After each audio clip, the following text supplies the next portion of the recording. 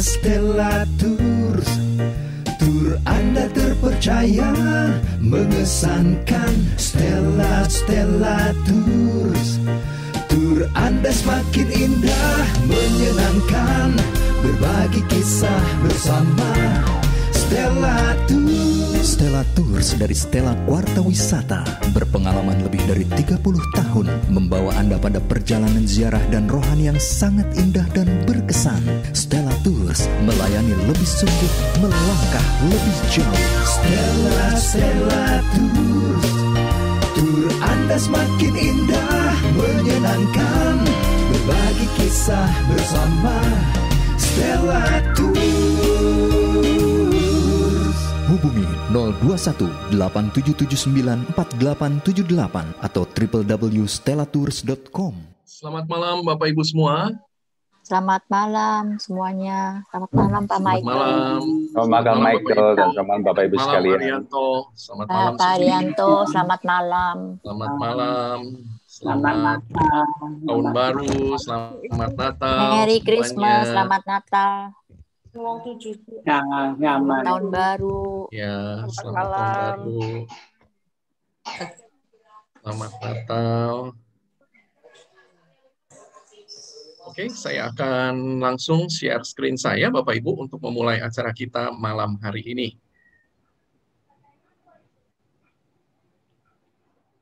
Baik, Bapak Ibu, sekali lagi selamat datang di acara Stella Kuarta Virtual Pilgrimage Series. Ini adalah Virtual Pilgrimage Series kita yang ke-12. Tidak terasa ya, sudah 12 minggu sejak tanggal 7 Oktober. Kami setiap hari Rabu malam menemani Bapak Ibu semua untuk men-sharingkan pengalaman kami selama 25 tahun ini membawa para pesiara ke tempat-tempat ziarah yang ada di dunia. Sekali lagi juga kami ucapkan selamat Natal dan selamat Tahun Baru untuk kita semua. Kiranya tahun 2021 menjadi tahun yang penuh anugerah, penuh berkat untuk kita semua. Kita semua diberikan kesehatan, diberikan kesuksesan. Biasa Bapak Ibu, tolong semua untuk bisa menonaktifkan mikrofonnya ya, supaya kita bisa mengikuti acara dengan baik, dan nanti acara kurang lebih akan berlangsung selama 90 menit ya, kurang lebih.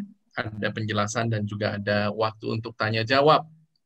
Kita berdoa tentunya supaya semua koneksi internet dan juga listrik berjalan dengan baik untuk acara kita malam hari ini. Bapak Ibu yang belum subscribe YouTube channel kita di Stella Kuarta Official ya, kita ada sedikit kendala teknik untuk bisa live di Stella Kuarta Official. Jadi kami sementara live di Pilgrim Loka, tetapi Bapak Ibu silakan untuk bisa subscribe baik Pilgrim Loka maupun juga Stella Kuarta Official. Bagi Bapak Ibu yang belum follow Facebook kami di Stella Kuarta Wisata dan Instagram kami di stella.kuarta. Silakan. Bagi Bapak Ibu yang tergerak hatinya, kami bekerja sama dengan Yayasan Sesawi di dalam mendukung program Dukung Panggilan untuk membantu pendidikan calon imam di Seminari Menengah Santo Petrus Canisius di Mertoyudan dan Seminari Menengah Santo Laurentius di Ketapang, Kalimantan Barat. Bagi Bapak Ibu yang belum membeli siara batin, sekarang sudah tahun 2021 ya. Jadi silakan bisa kontak ke toko buku Obor untuk mendapatkan diskon 20% dan juga kesempatan bersiarah secara gratis ke Tanah Suci, juga kerjasama antara Obor dan Stella Kuarta. Baik Bapak Ibu, kita akan mulai acara kita malam hari ini. Malam hari ini kita akan bersiarah secara virtual ke Kota Padua. Jadi kunjungannya tidak terlalu banyak Bapak Ibu malam hari ini. Nanti ceritanya yang akan banyak mengenai siapa Santo Antonius Padua. Karena di Kota Padua ini memang ada dua tempat ya yang penting di dalam pesiarahan. Yang pertama adalah tentunya Basilika Santo Antonius Padua, tempat di mana ada makam Santo Antonius, dan juga ada seorang santo lagi ya. seorang santo lagi, yaitu Santo Leopold Mandik. Nanti kita singgung sedikit di akhir acara ya mengenai Santo Leopold Mandik. Kita awali Bapak Ibu acara kita malam hari ini. Kita akan berdoa. Haryanto akan memimpin kita semua untuk berdoa bersama. Silakan Haryanto. Terima kasih Michael. Sekali lagi selamat malam Bapak Ibu sekalian, selamat bergabung juga para Romo, suster yang bergabung malam hari ini. Marilah kita awali acara kita dengan doa dari Santo Antonius sendiri yang sudah resmi menjadi doa gereja kita. Ya, sebelumnya Bapak Ibu tolong dipersiapkan 1 atau 2, 3 ujub karena nanti kita akan mohon doa dari Santo Antonius untuk mendoakan ujub-ujub kita. Dan doa ini akan diakhiri dengan Bapa kami, Salam Maria, dan kemuliaan. Ya, doa yang indah kepada Santo Antonius.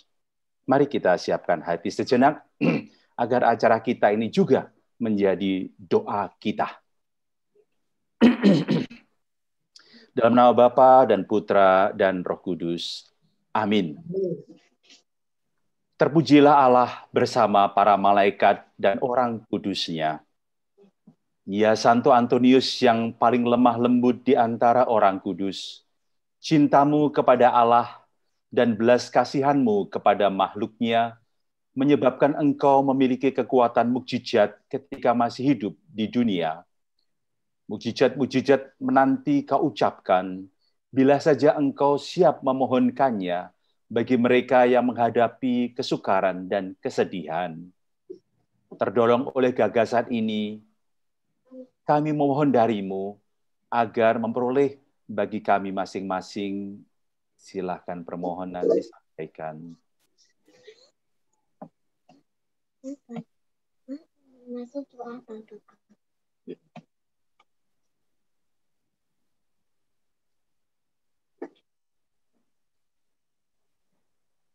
Jawaban untuk doaku ini mungkin membutuhkan terjadinya mukjizat.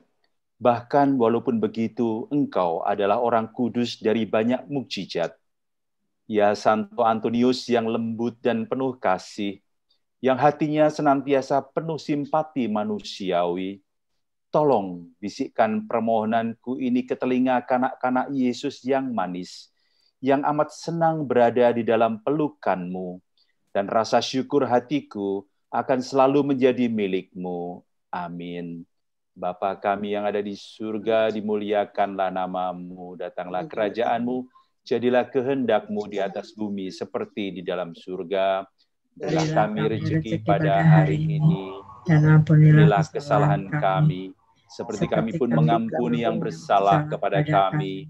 Dan janganlah masukkan kami ke dalam pencobaan, tetapi bebaskanlah kami dari yang jahat. Amin. Salam Maria, penuh rahmat, Tuhan sertamu. Terpujilah engkau di antara wanita, dan terpujilah buah tubuhmu, Yesus. Santa Maria, Bunda Allah, doakanlah kami yang berdosa ini sekarang dan waktu kami mati. Amin. Kemuliaan kepada Allah Bapa dan Putra dan Roh Kudus, seperti pada permulaan, sekarang selalu, dan sepanjang segala abad. Amin. Terpujilah nama Yesus, Bunda Maria, dan Santo Yosef, sekarang dan selama-lamanya. Amin. Dalam nama Bapa dan Putra dan Roh Kudus. Amin. Michael. Baik, terima kasih Haryanto untuk doanya malam hari ini. Ya, kita semua sudah berdoa kepada lewat perantaran Santo Antonius pada malam hari ini. Bapak Ibu, saya akan langsung saja untuk mengajak Bapak Ibu semua berkunjung ke satu kota yang ada di negara Italia, namanya kota Padua, atau sering juga disebut sebagai kota Padova. Ya, kota ini Bapak Ibu kurang lebih berjarak sekitar 40 km dari satu tempat tentunya yang sangat terkenal di Italia, yaitu kota Venesia, atau sering dikenal sebagai kota air. Ya, dari Venesia kurang lebih kita memerlukan waktu sekitar 40 menit jaraknya kurang lebih sekitar 40 km untuk sampai di kota Padua. Kalau dari kota Milan, Bapak Ibu, ya satu kota juga yang besar di Italia Utara, maka untuk sampai di kota Padua, kita memerlukan waktu sekitar 3 jam. Ya, jaraknya sekitar 240 km. Biasanya Bapak Ibu di dalam perjalanan ziarah kami, maka kami akan mengunjungi kota Milan dalam acara-acara tertentu ya. Kemudian juga mampir ke kota Padua sebelum kemudian kita bermalam di kota Venice. Ya, itu biasa acara yang kita lakukan. Di kota Padua sendiri, Bapak Ibu, kalau kita datang sekarang ini dengan bis wisata kita akan parkir Bapak Ibu di satu tempat ya. Di sini saya beri kotak berwarna merah dan saya tunjukkan di mana di sini adalah tempat di mana bus-bus parkir dan juga mobil-mobil yang datang ke kota Padua ini mereka biasanya akan parkir di sini. Ya, nama tempat parkir ini Yitzhak Rabin ya. Kalau Bapak Ibu ingat Perdana Menteri Israel yang namanya Yitzhak Rabin, namanya itu diabadikan juga sebagai nama tempat parkir yang ada di kota Padua ini. Ya. Dari sini Bapak Ibu, umumnya kita akan langsung berjalan untuk menuju ke Basilika Santo Antonius dari Padua. Ya, ada satu tempat Bapak Ibu yang juga penting di dalam ziarah, tetapi karena biasanya waktu kita tidak terlalu banyak, maka kita jarang sekali datang ke sini, yaitu Sanctuario di San Leopold Mandik. Ya, di sini ada gereja makamnya Santo Leopold Mandik. Ya, kalau Bapak Ibu lihat dari parkiran ini dekat juga sebetulnya ya untuk pergi ke gereja ini, tetapi biasanya waktu kita tidak terlalu bebas. Kita di Padua umumnya kita akan langsung menuju ke Basilika Santo Antonius. Ya, kita akan lewat di sini Bapak Ibu ada satu lapangan namanya Prato della Valle. Ya, jalan kaki Bapak Ibu ya karena tidak bisa dekat ke sana dengan bis. Kalau Bapak Ibu lihat di sini ya di dalam Google Map jaraknya kurang lebih hampir 1 km dan memerlukan waktu umumnya sekitar 15 menit. Ya, jadi dari tempat parkir bis, kita akan berjalan kurang lebih selama 15 menit untuk sampai di Basilika Santo Antonius. Nah, ini suasananya ya, Bapak Ibu dari Prato della Valle tadi, lapangan yang ada di kota Padua. Ini satu alun-alun yang besar yang ada di kota Padua. Ya, sambil kita berjalan, Bapak Ibu, kita akan lewat satu bangunan yang juga megah dan besar. Ya, saya sendiri belum pernah masuk ya ke dalam Bapak Ibu. Ini adalah sebuah biara namanya Santa Giustina. Ya. Ini bagian depan dari biara. Kemudian kita akan berjalan ya bangunan-bangunan lapangan yang besar di Prato della Valle tadi. Kemudian kita akan masuk ke sini nih Bapak Ibu. Ya, kita akan masuk ke jalan ini dan kita akan lewati beberapa bangunan juga, ada sungai yang menarik tentunya ya. Kota Padua sendiri masih terpelihara dengan baik ya, dengan bangunan-bangunan yang kuno yang ada di sana. Nah, kemudian kita akan sampai Bapak Ibu di depan satu bangunan yang sangat megah, inilah Basilika Santo Antonius dari Padua. Basilika Santo Antonius dari Padua, Bapak Ibu, juga merupakan sebuah basilika minor kepausan. Mulai dibangun tahun 1232, jadi sudah lama sekali ya, dan selesai pada tahun 1310. Orang-orang setempat biasanya memanggil tempat ini sebagai Il Santo, ya, atau yang kudus. Tempat ini, Bapak Ibu, juga fenomenal karena setiap tahunnya dikunjungi 6,5 juta peziarah. Jadi banyak sekali ya peziarah yang datang juga berziarah ke Basilika Santo Antonius dari Padua. Basilika ini dan kompleks biara yang ada di dalamnya, Bapak Ibu, adalah tempat yang dipelihara oleh saudara-saudara kita, romo-romo biarawan dari Ordo Fransiskan Konventual. Terdapat 8 kubah dan 2 menara lonceng yang tingginya 68 meter. Ya, ini bagian depannya, Bapak Ibu, dari Basilika Santo Antonius. Jadi ketika kita masuk ke jalan menuju ke tempat ini, kita dari jauh sudah bisa melihat bangunan yang megah ini. Di dalam, Bapak Ibu, ada satu maket yang menggambarkan Basilika Santo Antonius dari Padua. Kita bisa lihat di sini bahwa Basilika ini memiliki 8 kubah. Ya, ada 1, 2, 3, 4, 5, 6, 7, dan 8. Ya, jadi gereja yang cukup besar dan mewah yang dibangun dengan gaya Romanes. Kita masuk ke dalam, Bapak Ibu. Biasanya kita akan langsung pergi ke satu kapel yang namanya Kapel Santo Antonius. Di sini, Bapak Ibu, ya mungkin tidak terlalu jelas digambar, karena memang saya sama sekali tidak punya foto sendiri di dalam.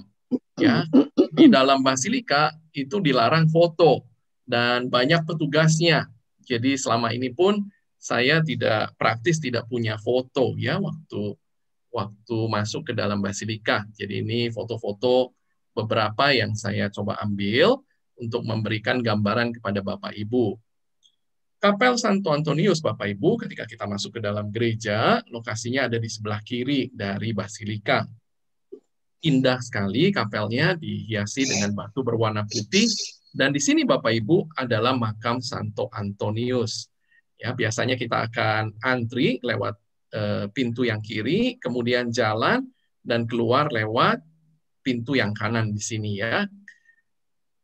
Kita lihat di sini. Nah, ini adalah bagian belakangnya Bapak Ibu. Kami para pesiara yang datang kemudian boleh memegang makam dari Santo Antonius dan juga berdoa di sana. Kemudian tempat kedua yang penting yang ada di dalam Basilika itu adalah kapel yang namanya kapel relikwi. Ya, disinilah tersimpan banyak sekali relikwi orang-orang kudus, dan tentunya yang terpenting adalah relikwi dari Santo Antonius dari Padua. Santo Antonius, Bapak Ibu, terkenal sekali sebagai pengkhotbah yang ulung. Dan mujizat yang terjadi bahwa beberapa bagian tubuh dari Santo Antonius itu masih utuh dan disimpan di kapel relikwi ini. Kalau Bapak Ibu lihat di sini, ada 3 lemari yang besar. Ya, biasanya kita akan naik dari sebelah kiri, kemudian jalan sambil melihat relikwi yang ada, kemudian keluar lewat bagian yang sebelah kanan. Di bagian tengah, Bapak Ibu, inilah tersimpan relikwi yang utama dari Santo Antonius Padua. Ya, beberapa foto yang bisa saya dapatkan, Bapak Ibu. Yang di sebelah kiri, ya ini dihiasi dengan satu seperti topeng yang sangat indah ya. Kalau Bapak Ibu bisa lihat di sini masih tersimpan bagian dagu bawah ya, bagian dagu dari Santo Antonius. Terlihat di sini ya Bapak Ibu bagian dagu. Saya coba berikan tanda panah di sini. Ini adalah bagian dagu yang masih utuh dari Santo Antonius Padua.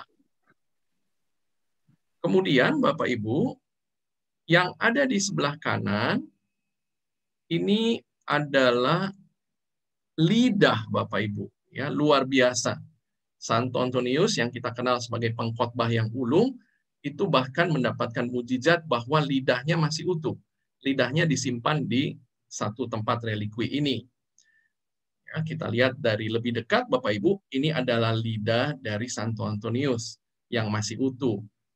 Ya, tentunya kita tahu ya, Bapak Ibu, kalau orang yang meninggal, semua bagian yang lunak kecuali tulang itu semua hancur. Tetapi mujizat terjadi bahwa lidah Santo Antonius itu masih utuh. Dan kemudian ada satu bagian juga yang masih utuh, saya tidak bisa dapatkan fotonya, yaitu bagian pita suara dari Santo Antonius. Juga disimpan di kapel relikwi ini di lemari yang tengah. Jadi ada bagian dagu, ada lidah, dan juga ada bagian dari pita suara Santo Antonius yang masih utuh yang disimpan di kapel relikwi ini. Ya, itu saja biasanya Bapak Ibu yang akan kita lihat di dalam Basilika Santo Antonius.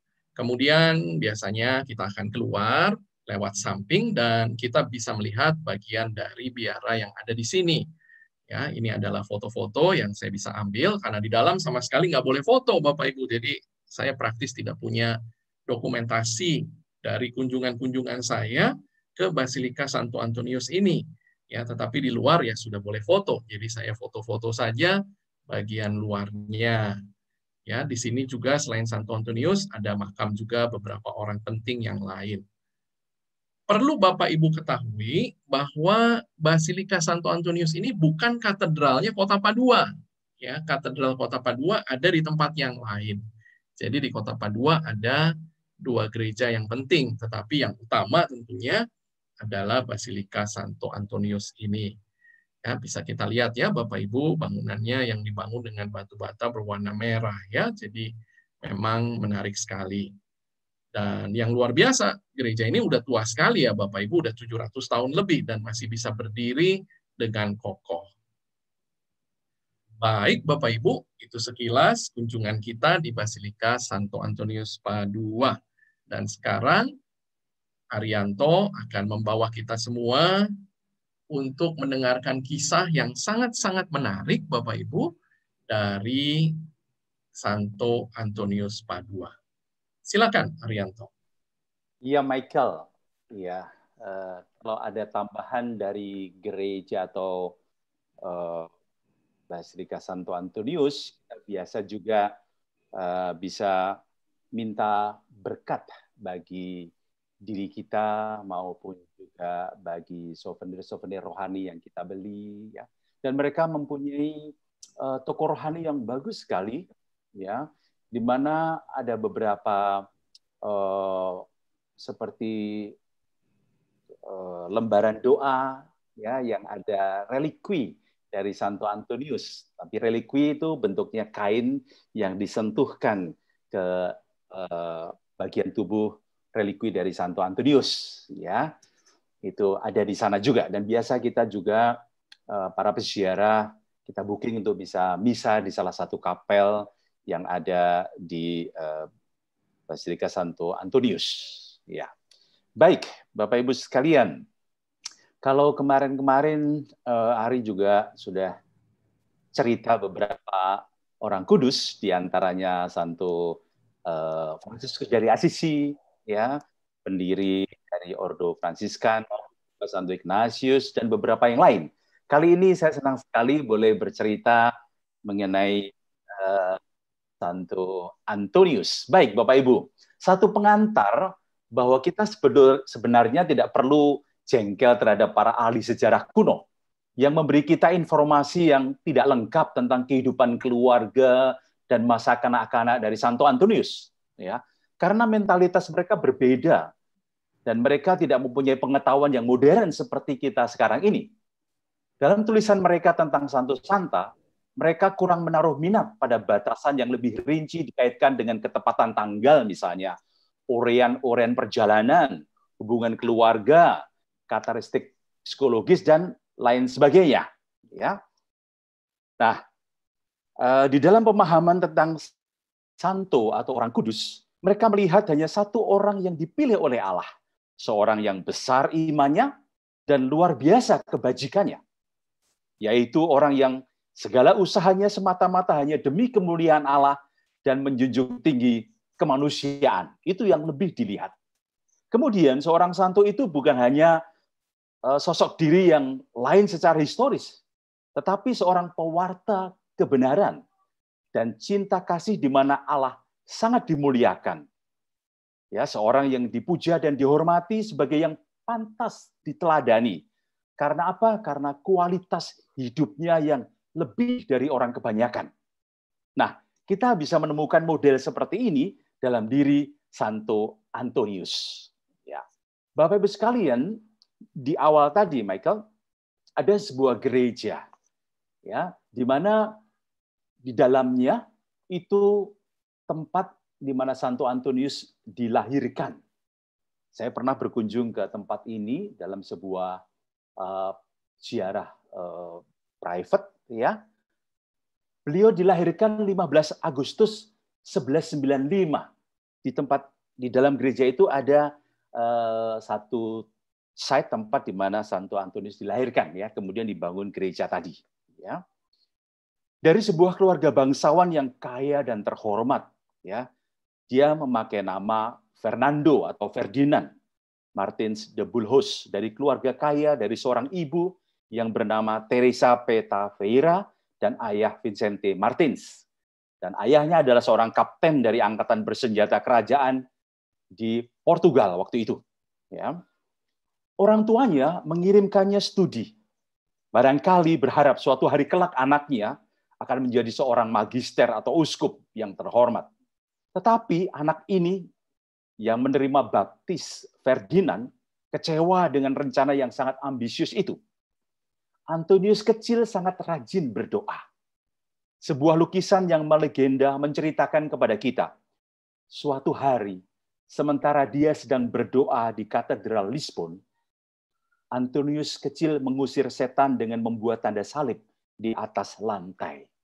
Ya, ini satu cerita yang menarik yang diceritakan dari mulut ke mulut. Bagaimana kehidupan religiusitasnya dan kemudian dia menjadi seorang imam. Ketika usianya mencapai 13 tahun, masih kanak-kanak ya. Tapi sesudah doa yang panjang dan refleksi yang sangat serius, dia meninggalkan istananya yang kaya dan pergi ke biara Saint Vincent. Ordo religius ini masih ada sampai sekarang dengan nama Ordo Santo Agustinus. Dan di dalam ordo ini Antonius mendapatkan pendidikan intelektual yang sangat baik. Sehingga dia nanti dikenal menjadi seorang religius yang sangat pandai di daratan Eropa pada permulaan abad ke-13. Nah, kehidupan di dalam biara di situ pada waktu itu tidak mendukung kehidupan Antonius. Maka dengan izin superiornya, dia meninggalkan biara tersebut dan menuju ke biara Santo Agustinus yang lain yang penuh kedamaian di Coimbra. Dan pada saat itu, Coimbra menjadi ibu kota dari kerajaan Portugal sebelum kita kenal sekarang Lisbon ya ibu kotanya. Jadi Coimbra dulu. Di situ dia melanjutkan studinya yang intens, yang terus-menerus sampai berusia 25 tahun. Dan pada saat itu dia telah ditabiskan menjadi seorang imam Fransiskan. Ya, dia pindah kemudian menjadi imam Fransiskan. Nah, pada bulan Februari tepatnya tahun 1220 di Coimbra tersiar kabar bahwa ada 5 misionaris Fransiskan yang terbunuh di Maroko karena perlakuan yang sangat kasar. Ya, kita kenal di Maroko dikuasai oleh Islam pada waktu itu. Dan sisa-sisa tubuh mereka, relikuinya, dikumpulkan oleh orang-orang Kristen dan kemudian oleh saudara dari Raja Portugis dibawa ke gereja Salib Suci di Coimbra. Antonius juga hadir untuk memberi penghormatan kepada para martir muda tersebut. Dan di kemudian hari, peristiwa inilah yang menggerakkan seorang Antonius untuk menjadi misionaris di Maroko. Dengan harapan, dia pun ingin menjadi martir bagi Kristus. Ya, jadi menjadi martir adalah sebuah cita-cita yang dia idam-idamkan. Meskipun izin sangat sulit dia dapatkan karena itu di luar kebiasaan Fransiskan. Ternyata misi di Maroko membawa kekecewaan yang besar bagi Antonius. Praktis dia tidak dapat berbuat banyak karena dia diserang penyakit malaria. Impian untuk menjadi martir Kristus akhirnya harus dia kubur dalam-dalam. Dia harus pulang kembali ke Lisbon. Namun, sungguh jalan Tuhan tidak selalu sejalan dengan jalan manusia. Tuhan tidak mengizinkan kapal Antonius kembali ke Lisbon. Di tengah badai yang ganas, kapal yang dia tumpangi terhempas di pantai daratan Sisilia. Kelemahan fisik dan juga krisis besar yang melanda jiwanya menghantar dia pergi ke Asisi untuk berjumpa dengan Santo Fransiskus, pendiri Ordo Fransiskan sendiri di tahun 1221 pada saat Pentakosta. Santo Fransiskus sungguh membawa pengaruh yang sangat mendalam dalam diri Antonius. Perjumpaan itu membawa rasa damai dan cahaya yang suci dalam dirinya. Dari Asisi dia meneruskan perjalanan ke Monte Paolo di Romanya, dekat Forli, masih di Italia. Mengapa? Karena di sana dia akan berbicara kepada Tuhan, berhadapan muka sebagai teman, dia akan menjadi seorang suci milik Tuhan. Dalam waktu beberapa bulan saja, Antonius telah melakukan perjalanan panjang yang sangat penting, Bapak Ibu. Dari Coimbra, dia ke Maroko. Ya, kemudian apa yang terjadi? Ya, dia harus pulang kembali ke Lisbon, tetapi ada badai.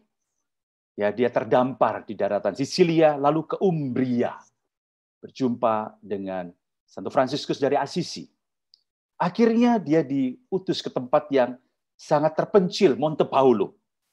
Tampaknya dia ingin dilupakan orang. Namun rupanya Tuhan sedang menyiapkan dia sebelum dia kemudian banyak berkhotbah di hadapan orang-orang. Tuhan ingin Antonius mencapai pertobatan yang sempurna. Segala sesuatu itu tak berguna kecuali hal itu suci. Segala sesuatu harus diarahkan untuk kesucian. Itulah refleksi dari Antonius yang sangat mendalam. Namun demikian, suatu hari dia diminta untuk pergi ke Forli untuk suatu pentahbisan imam. Ini blessing in disguise ya. Terjadi bahwa pengkhotbah pada acara itu tidak datang. Dan Antonius diminta untuk berkhotbah sebagai gantinya. Dia tak dapat menolaknya karena ketaatan memintanya. Sementara yang lain menyatakan tidak siap dan tidak sanggup. Tetapi Antonius menerima tawaran itu. Maka dia mulai berkhotbah. Khotbahnya sungguh membuka kemampuan-kemampuannya yang luar biasa sebagai seorang pengkhotbah. Karena inilah kemudian dia dikirim dalam sebuah misi untuk berkhotbah di Italia dan Perancis. Dia tidak hanya berkhotbah mewartakan kabar gembira dari Injil kepada orang-orang Kristiani, tetapi juga kepada kaum heretik, kaum bid'ah yang tidak mengenal Tuhan atau bahkan yang menolak meninggalkan gereja. Tapi kemudian mereka bertobat berkat khotbah-khotbah dan pendekatan yang sangat manusiawi dari Santo Antonius. Lebih dari itu, Antonius menyumbang tidak sedikit bagi penyelamatan jiwa-jiwa. Karena pada waktu itu, di dalam gereja sendiri sedang terjadi praktek-praktek yang tidak sehat. Seperti pekerjaan untuk kepentingan politik tertentu. Terjadi kemerosotan moral, dan lain sebagainya. Jadi Bapak Ibu bisa melihat bahwa Santo Antonius ini hidup sejaman dengan Santo Fransiskus dari Assisi, meskipun Santo Fransiskus dari Assisi lahir lebih dulu, ya 1182 Santo Fransiskus Assisi lahir. Saya lanjutkan, menurut saksi mata Bruder Monaldus, peristiwa yang luar biasa terjadi di kota Arles di tahun 1224. Sementara Santo Antonius sedang berkhotbah, Santo Fransiskus Assisi datang menampakkan diri dan memberkatinya. Jadi bagaimana Santo Fransiskus itu disebut di dalam gereja bilokusi, bisa hadir dalam dua tempat sekaligus. Dia ada di Assisi, tapi sekaligus juga ada di Arles, menampakkan diri kepada Santo Antonius ketika Antonius sedang berkhotbah. Ya, luar biasa ya kehidupan para santo santa kita. Dalam masa hidupnya, Santo Fransiskus dari Assisi tidak hanya berkhotbah kepada manusia, tetapi bahkan juga kepada burung-burung di udara. Ya, kita tahu itu. Ya, banyak cerita, banyak gambar yang menunjukkan. Tidak kurang luar biasa bahwa Santo Antonius dari Padua, meskipun dia lahir di Lisbon, tapi kita mengenal sebagai Santo Antonius dari Padua, juga berkhotbah kepada ikan-ikan di air. Lihat foto yang disiapkan Michael di kiri. Ketika manusia tidak mau mendengarkan khotbahnya. Dan peristiwa itu terjadi di Rimeno, sebuah kota yang penuh dengan kaum heretik atau bid'ah yang memisahkan dan menentang gereja. Pada kedatangan awalnya sebagai misionaris, pemimpin kota itu memberikan perintah supaya Antonius diam. Antonius ditolak di kota itu. Pada kenyataannya, Antonius memang tidak menemukan seorang pun di mana dia dapat berkhotbah dan didengarkan. Gereja kosong. Dia pergi ke tempat umum, tetapi bahkan di sana pun tidak ada jiwa yang bisa diharapkan. Tak seorang pun memberi salam kepadanya. Tak seorang pun memberi perhatian akan apa yang dia katakan. Antonius cukup kecewa. Kemudian dia berjalan-jalan, berpikir, dan berdoa. Ketika dia tiba di tempat di mana sungai Marekia mengalir ke Laut Adriatik, diceritakan dia berbalik menuju ke laut dan mulai memanggil para pendengar yang terpilih. Hai kamu, ikan-ikan dari sungai dan laut ini, dengarkanlah sabda Tuhan. Sebab kaum bid'ah yang tak beriman tidak ingin mendengarkannya. Ratusan, ribuan ikan datang ke permukaan. Semua berbaris dalam posisi yang teratur. Semua ingin sekali mendengarkan kata-kata nasihat dari Antonius. Rupanya keingintahuan dari kaum bid'ah mengalahkan ketaatan mereka kepada perintah-perintah pemimpin-pemimpin mereka. Pada awalnya, kaum bid'ah ini tertarik. Kemudian mereka kagum. Lalu mereka antusias untuk mendengarkan Santo Antonius. Dan kemudian perasaan-perasaan mulai bergejolak dan membuat mereka bertobat, berbalik, dan kembali ke gereja. Mungkin ini sebuah cerita yang menarik. Kepercayaan yang sabar dari Antonius, iman yang tak tergoyahkan, dan cinta yang tak berpusat pada diri sendiri telah merubah para pendosa yang keras hati. Saya kutip dari 1 Yohanes bab 5 ayat yang keempat. Sebab semua yang lahir dari Allah mengalahkan dunia. Dan inilah kemenangan yang mengalahkan dunia, yakni iman kita. Itulah tadi yang kita dengar. Iman yang luar biasa dari seorang Antonius yang akhirnya sanggup mengembalikan para bid'ah itu kembali kepada gereja.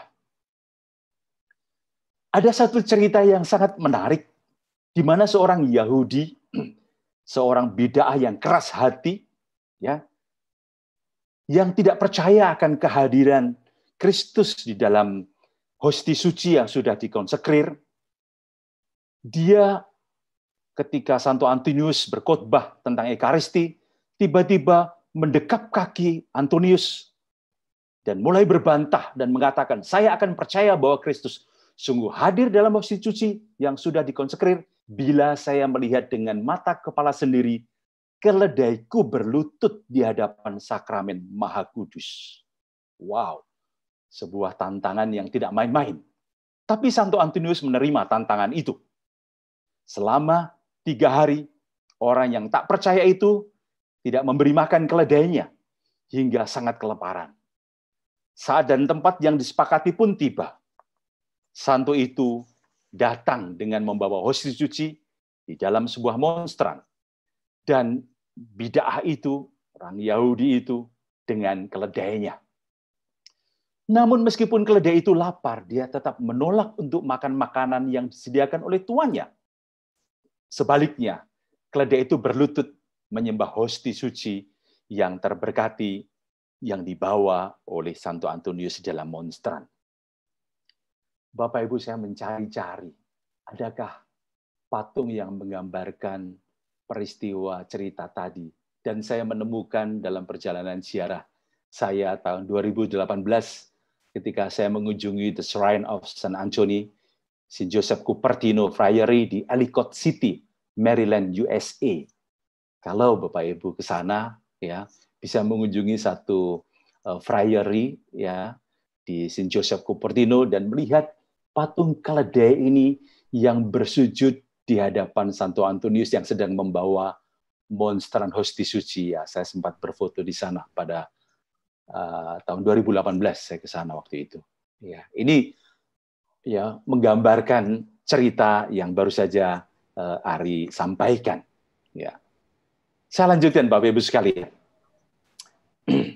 Kita tidak seharusnya berpikir atau mengatakan bahwa Santo Antonius membuat kemajuan tidak hanya melalui sarana mujizat-mujizat. Seperti seorang murid Kristus yang baik, dia mengalahkan jiwa-jiwa di atas semuanya dengan doa-doa yang keras, contoh yang baik, dan diskusi-diskusi pencerahan yang sabar. Ya, tidak melulu mujizat, tapi sebuah doa dan usaha yang cukup keras. Dan terima kasih untuk pekerjaannya yang tak kenal lelah. Bersama dengan para misionaris Fransiskan yang lain, juga Dominikan yang hidup juga sejaman dengan Santo Antonius dan Santo Fransiskus, ya, Santo Dominikus. Orang-orang Kristen Eropa dalam beberapa tahun menerima suatu wajah baru, suatu peremajaan iman dan kehendak baik, ya, luar biasa di abad 12-13 pada waktu itu. Namun demikian, tugas-tugas Santo Antonius tidak dibatasi, hanya berkhotbah saja. Dia juga diberi tugas dari superior untuk para saudara-saudara dinia di Italia Utara. Dia tidak hanya pendiri studi-studi teologi di ordonya, tetapi juga menjadi pengajar teologi di Bologna, Montpellier, Toulouse, dan Padua. Kebijaksanaan dari pekerjaan-pekerjaan yang tersusun membuat pantas baginya mendapatkan gelar Doktor Injili Gereja, Evangelical Doctor of the Church. Ya, luar biasa karena juga kepandaiannya yang luar biasa, sekaligus kesuciannya yang luar biasa. Pelayanan sakramen tobat yang dilakukan oleh Santo Antonius menjadi subjudul sendiri. Khotbah, mengajar, mendengarkan pengakuan, sering terjadi sampai matahari telah terbenam dan dia belum makan. Ini adalah gambaran dari salah satu pekerjaannya yang begitu banyak. Barangkali Bapak Ibu telah pernah mendengar Santo Leopold Mandik, Santo Pio, yang juga seorang santo pelayan sakramen tobat yang luar biasa. Dan di sini kita mendengar sekarang Santo Antonius di dalam pelayanan, mengajar, khotbah, memberikan pengakuan, terjadi sampai matahari terbenam dan dia bahkan belum makan. Ribuan orang datang dari mana saja untuk mendengarkan khotbahnya, dan juga mereka berharap untuk menerima sakramen pertobatan dari Santo Antonius tentunya. Tipe Kristianitas dari Santo Antonius bukanlah tipe yang menyenangkan dan mudah, tetapi dia seorang yang disiplin dan keras. Namun demikian, hal ini tidak menyurutkan para peniten, orang yang mau mengaku dosa. Karena apa? Karena Santo Antonius mampu memotivasi mereka untuk keutamaan tanpa menimbulkan perasaan untuk memberontak. Karena pekerjaannya yang sangat keras dan dengan sedikit tidur, sedikit makan, maka kesehatan pun cepat sekali berkurang. Tak mengherankan bahwa kesehatannya terus menurun. Dan nanti kita tahu bahwa beliau itu meninggal di usia yang sangat muda, 36 tahun. Aduh, sedih ya kalau kita mendengar, mengetahui seorang yang suci meninggal di usia yang sangat muda, 36 tahun. Kita bandingkan misalnya Bernadette meninggal di usia 35 tahun. Santo Fransiskus Assisi meninggal di usia 44 tahun. Santo Ignatius Loyola meninggal di usia 65 tahun. Tapi sekarang kita mendengar Santo Antonius meninggal di usia 36 tahun saja. Cerita tentang Santo Antonius berkembang dari mulut ke mulut, seperti seorang peniten, seorang pengaku dosa, yang menuliskan daftar dosa-dosanya. Sementara Santo Antonius sedang membacanya, dengan perlahan, satu demi satu, dosa-dosa itu dihapuskan dari kertas tersebut. Diceritakan, ada seorang pemuda dari Padua yang dipanggil Leonard, yang telah menendang ibunya. Santo Antonius berkata kepadanya dalam sebuah pengakuan dosa, kaki yang telah menendang ayahnya atau ibunya haruslah dipotong. Dalam perjalanan pulang, Leonard mengambil kapak dan memotong kakinya. Ibunya sangatlah kecewa, saudara-saudaranya histeris, dan semua tetangganya bingung. Antonius yang mendengar dengan tergesa-gesa datang, dan setelah berdoa kepada Tuhan, dia menyambung kembali kaki Leonard ke tempatnya semula. Luar biasa. Ya Bapak Ibu, satu cerita yang juga diceritakan dari mulut ke mulut tentang hal itu. Perjumpaan dengan Tuhan akhirnya terjadi saat di mana Santo Antonius telah menunggu dan menerima di dalam iman pada akhirnya datang saat dia harus meninggalkan dunia ini untuk berjumpa dengan Bapa berhadapan muka. Saat itu 13 Juni, ini peringatan Santo Antonius 1231. Pada tengah hari, Antonius turun dari kamarnya dan berada di bawah pohon kenari. Hampir tidak mungkin dia telah duduk sendiri di meja ketika dia terjatuh. Dia jatuh ke tanah dan teman-temannya tidak membantunya. Rupanya dia memang sedang sendirian. Dengan suara yang perlahan, biarawan yang sakit itu minta kepada mereka, teman-temannya, untuk membawanya ke Padua. Dia ingin meninggal di biara yang kecil di dekat gereja Bunda kita, Santa Maria. Santo Antonius yang sakit itu dibawa dengan kendaraan ke Arkela dekat Padua, di mana suster-suster dari Santa Clara tinggal. Sesudah menerima sakramen perminyakan, beliau mengucapkan pujian kepada perawan Maria yang terberkati, "O Ratu yang mulia, terpujilah engkau di atas segala bintang." Matanya yang bersinar memandang selintas ke depan. "Apa yang kau lihat?" kata biarawan Luke. "Saya melihat Tuhan," jawab Antonius perlahan. Penderitaannya demikian pendek. Dia meninggal dengan tenang. Dengan demikian, dalam usia 36 tahun, seorang murid kitab suci dan murid Kristus yang besar telah meninggalkan dunia ini.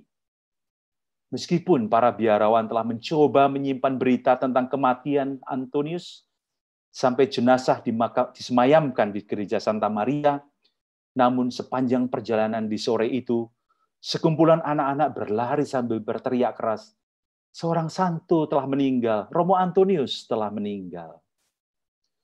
Tubuh Romo Antonius dipindahkan dari Arkela ke gereja kecil Santa Maria untuk memenuhi keinginannya yang terakhir.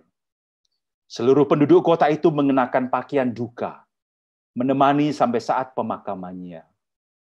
Pada sore itu, sebuah mukjizat terjadi di sekitar makam Romo Antonius. Kemasyurannya tersebar dengan cepat, membawa rombongan-rombongan dari dekat dan jauh. Mukjizat berlangsung sampai jumlah peziarah yang terus bertambah. Santo Antonius dikenal sebagai santo mukjizat karena begitu banyak mukjizat yang terjadi dengan perantaraan Santo Antonius pada saat beliau masih hidup maupun sesudah beliau meninggal. Dengan segera, gereja mulai melakukan penyelidikan. Pertama, Bapak Uskup Padua, Jacopo di Corrado. Dan kemudian pada saat yang sama, Bapak Suci sendiri, Paus Gregorius yang ke-9. Keduanya adalah teman-teman dekat dan pengagum dari Antonius. Proses diosis dan apostolis dimulai dengan cepat menghasilkan keputusan.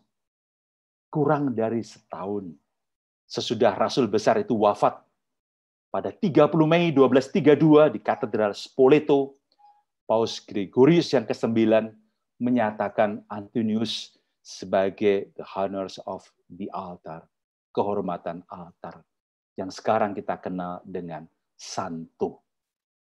Kurang lebih, atau kalau saya hitung, sesudah beliau wafat, 352 hari kemudian, beliau sudah dinyatakan sebagai seorang santo. Dalam apa yang saya pelajari dan saya baca, beliaulah yang paling cepat diangkat menjadi seorang santo. Kemudian Santo Fransiskus dari Assisi itu 2 tahun kira-kira sesudah beliau wafat. Jadi Santo Antonius adalah yang paling cepat dari santo-santo yang lain yang diangkat menjadi santo atau orang kudus. Para Romo pengikut dari Santo Antonius dari Fransiskan sendiri dibantu oleh penduduk Padua dan para peziarah mulai merencanakan membangun sebuah basilika yang besar dan indah untuk menyediakan tempat yang layak bagi peristirahatan terakhir Santo Antonius. Di tahun 1263, 31 tahun sesudah Santo Antonius wafat, tubuhnya dipindahkan ke gereja baru di hadapan Santo Bonaventura pada waktu itu. Dan ketika peti jenazahnya dibuka, lidah dari Santo Antonius ditemukan masih utuh, tidak rusak. Ini tentu saja adalah sebuah mukjizat. Bayangkan lidah yang semuanya terdiri dari daging. Ya. Dewasa ini Santo Antonius adalah seorang santo untuk siapa saja yang dihormati juga oleh mereka yang tidak Katolik. Semoga beliau menjadi perantara bagi kita sekalian. Banyak sekali umat Katolik yang sangat mencintai Santo Antonius. Bapak Ibu sekalian, ada beberapa hal yang ingin saya tambahkan. Mengapa Santo Antonius sering sekali digambarkan sedang memeluk kanak-kanak Yesus seperti di gambar sebelah kiri yang disiapkan oleh Michael? Diceritakan bahwa suatu hari Antonius bermalam di rumah seorang temannya, pangeran dari Châteauneuf.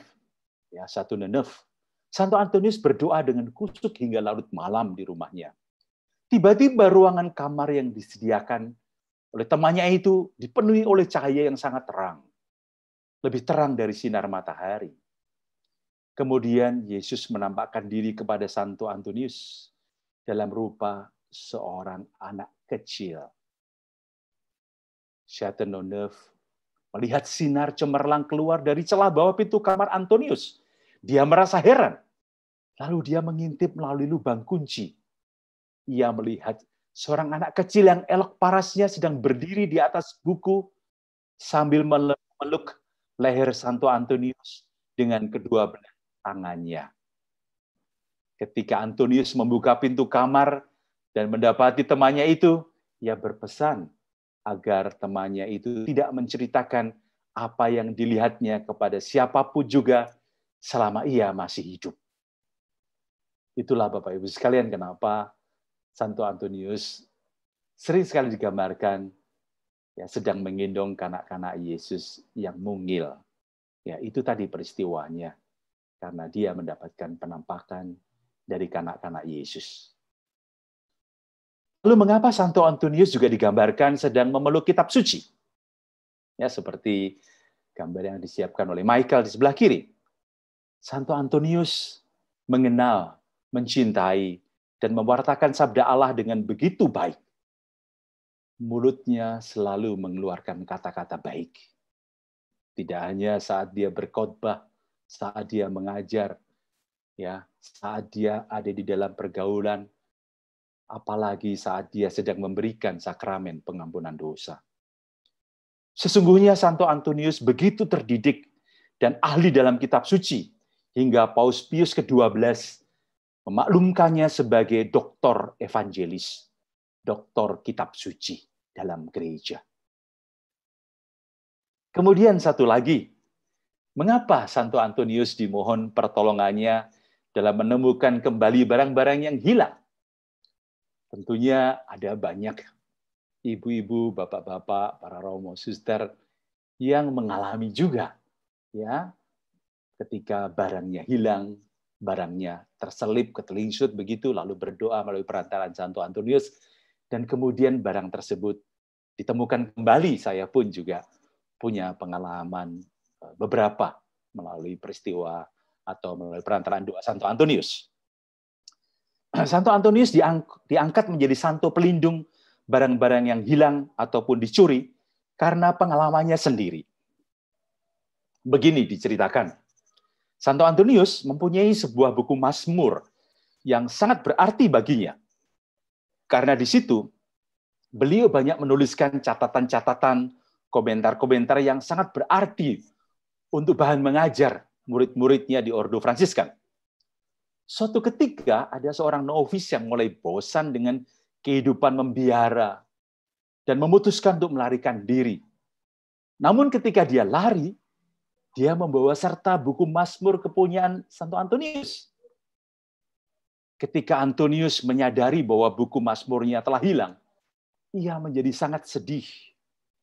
Antonius berdoa dengan sungguh-sungguh agar buku Mazmurnya segera diketemukan atau dikembalikan lagi kepadanya.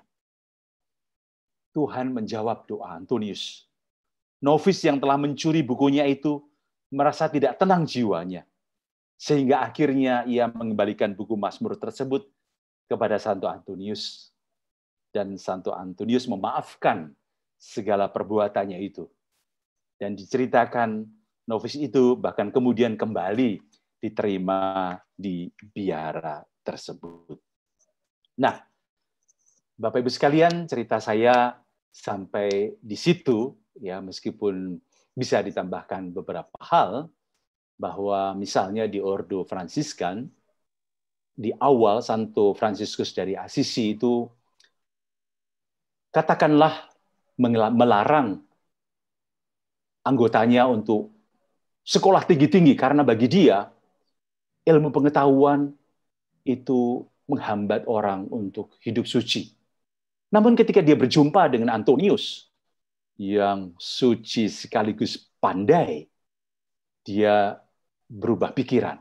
Pada akhirnya juga banyak Romo Fransiskan yang sangat pandai. Dan bahkan beberapa di antaranya juga menjadi paus atau Bapak Suci. Oke, Michael, sampai di situ dulu, Michael. Terima kasih, Michael.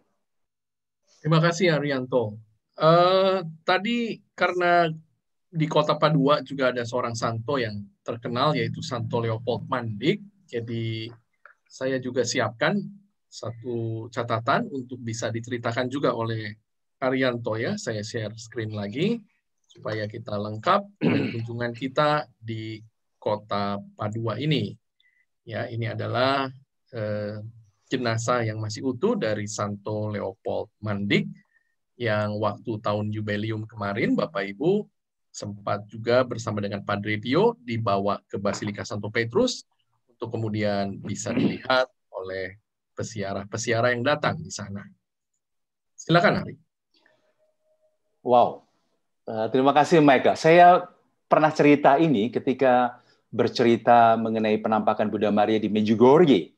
Karena satu ini memang berasal dari Kroasia dan patungnya itu ada di samping kiri dari gereja Santo Yakobus di Medjugorje. Saya senang. Terima kasih, Michael. Cerita satu lagi mengenai Santo Leopold Mandik yang memang jarang kita kenal. Dan dia dikenal sebagai Rasul Kerahiman Bapa lewat pengakuan dosa. Ya, jelas tertulis di situ lahir 12 Mei 1866 dan meninggal 30 Juli 1942 di usia 76 tahun. Ya, dan dia adalah seorang imam kapusin. Dan benar dia merupakan perwujudan dari Bapa yang murah hati, yang penuh kerahiman, yang penuh belas kasih, yang menantikan anaknya yang hilang. Ya, dan gereja senantiasa mengajak kita untuk kembali ke kamar pengakuan. Dan kiranya Santo Leopold Mandik ini menjadi contoh yang istimewa akan pelayanan pengakuan di mana Bapa di surga ingin membuka hatinya untuk anak-anaknya yang berdosa. Ya, Leopold lahir di Castel Nuovo, Kroasia, di bagian pantai Dalmatian pada tahun 1866. Tingginya hanya 1,35 meter. Wah, pendek sekali Bapak Ibu. Ya, dia menderita penyakit akibat artritis, kakinya berubah bentuk. Karena agak gagap dalam berbicara, ia ditugaskan sebagai Bapak pengakuan dosa. Ia tinggal dalam biara di Padua. Ya, makamnya tidak jauh dari Santo Antonius, ya, tapi memang jarang kita kunjungi karena waktu yang sangat terbatas. Ya. Dan selama 30 tahun, ia selalu menerima pengakuan dosa. Dan jenazahnya kini terbaring di sana dan tidak rusak. Dan menjadi sebuah tempat ziarah yang juga cukup terkenal. Ya. Dalam ruang kecil biaranya ia biasa mendengar pengakuan dosa. Ya, ia habiskan waktu 10-15 jam sehari. Ya. Orang-orang Padua sangat mengagumi dirinya. Santo Leopold sendiri mengatakan mengenai dirinya sendiri bahwa aku benar-benar seorang yang menjadi bahan tertawaan. Pandangan anggota biara lain pun seperti itu. Ya, karena dia memang menjadi bahan olok-olokan, sering dibully. Umat juga menganggap demikian, bahkan anak-anak itu sering secara iseng meletakkan batu-batu dalam penutup kepala di baju biaranya. Orang menyebutnya sebagai seorang bapak pengakuan dosa yang tidak mengerti, yang terlalu polos, yang memberi absolusi pengampunan dosa tanpa mengadakan pembedaan. Ya, baik sekali ini Romo Leopold Mandik ini. Umat Padua bahkan dari luar Padua itu sampai antri di luar kamarnya untuk menunggu giliran mengaku dosa. Sejumlah umat bahkan dikirim oleh Padre Pio dengan pesan, kalian memiliki seorang kudus di kota kalian. Mengapa kamu datang kepada saya? Ini kata Padre Pio. Ya. Beberapa waktu menjelang ajalnya, Leopold Mandik ini meramalkan, ya, yang kemudian terjadi. Apa yang dia ramalkan? Kota Padua ini akan dibombardir banyak kali. Dan biara ini juga hancur dengan sangat menyedihkan dalam Perang Dunia Kedua. Tetapi kamar kerja saya tidak akan hancur. Di sini, di dalam sel ini, Tuhan Sang Guru telah mencurahkan banyak kerahiman. Dan tempat ini akan tetap utuh sebagai sebuah monumen atas kebaikan Tuhan. Dan benar bahwa pemboman bertubi-tubi yang dilakukan di tahun 1944 menghancurkan biara. Tetapi ruangan tempat Leopold Mandik menerima orang untuk mengaku dosa sampai hari ini masih tinggal utuh. Luar biasa ya Bapak Ibu sekalian ya. Bagaimana umat datang ke tempat itu? Jika ada orang ragu-ragu, Santo Leopold dengan cepat menyongsong dia di pintu, membentangkan tangannya dan mengatakan, silakan duduk dan jangan takut. Aku tahu, aku adalah seorang biarawan, seorang imam, tetapi aku juga seorang yang lemah. Seandainya Tuhan Sang Guru, ini Leopold selalu memanggil Tuhan dengan kata-kata ini, seandainya Tuhan Sang Guru tidak menolong saya pasti lebih jahat dari kalian. Itu kata beliau. Luar biasa ya, sangat rendah hati. Ia tidak selalu melakukan pengakuan dosa dengan mulus. Sering ia menerima orang yang berusaha menyembunyikan dosa mereka. Sebaliknya ia dengan lembut menyapa, ya, dan yang dengan rendah hati menyadari dosa dan mengakukan dosa dengan jujur.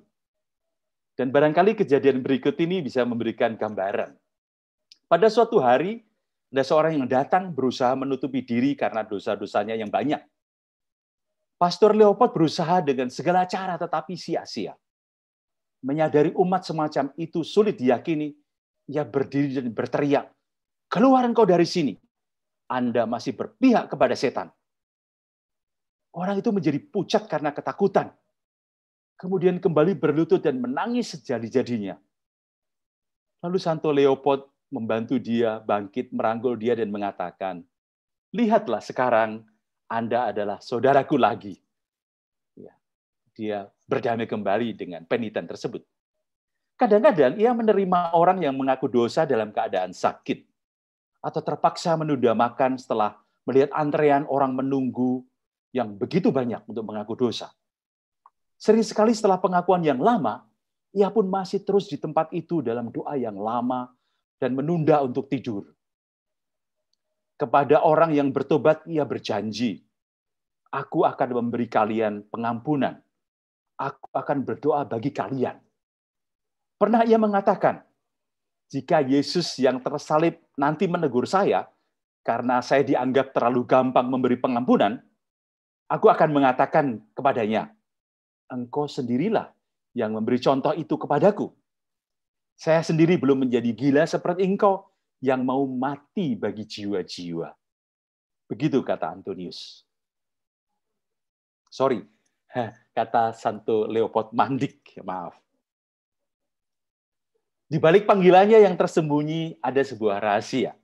Ketika berusia 22 tahun, katanya mengenai dirinya, aku mendengar suara panggilan Tuhan untuk berdoa dan bermeditasi demi kembalinya umat Ortodoks bersatu dengan Katolik. Dia sangat sedih ketika Jemaat Ortodoks itu berpisah dengan Gereja Katolik di negaranya, Kroasia. Dia berdoa untuk itu. Ia membuat sebuah kaul dan mengatakan kepada setiap orang mengenai hal ini, dengan harapan kerinduannya untuk kembali ke Kroasia akan menjadi kenyataan. Pada suatu peristiwa hal itu tampaknya akan terjadi. di Rijeka menjadi bagian dari wilayah Italia. Dan Leopold diutus ke sana.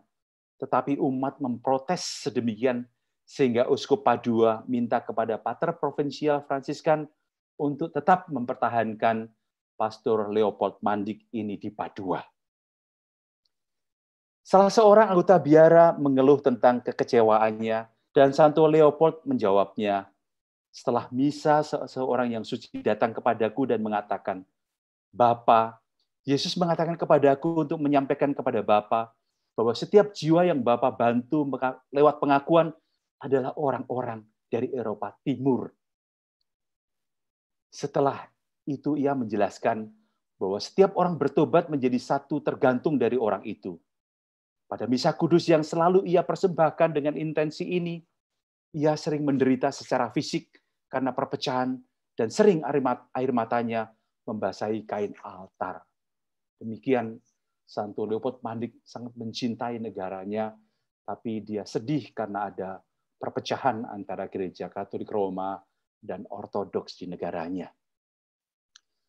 Tuhan memberi mukjizat lewat dirinya, tetapi ia selalu mengatakan ia tidak berbuat apa-apa dalam hal ini.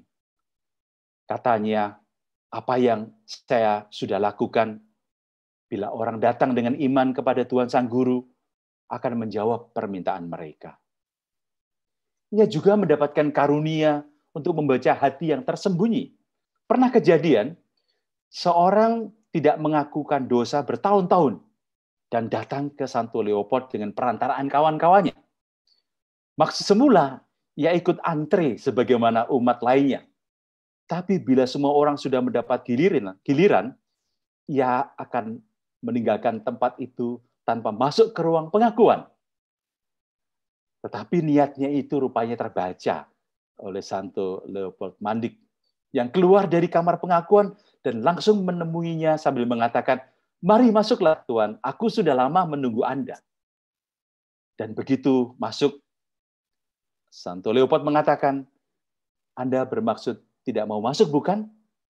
Tetapi maaf, aku mengatakan kepadamu apa yang Anda lakukan dan akan Anda lakukan. Dan kini Anda sudah bertobat. Karena itu, Tuhan mengampuni Anda untuk segala dosa. Terima kasih karena Anda mau datang, dan ini memberi kegembiraan yang luar biasa bagiku. Aku minta Anda datang lagi. Aku selalu menunggu kedatanganmu. Datang, dan mari kita menjadi sahabat yang baik. Itulah Santo Leopold Mandik yang bisa membaca hati orang yang tersembunyi. Bahkan orang yang antri di pengakuan dosa ketika sudah hendak gilirannya dia kabur. Ya.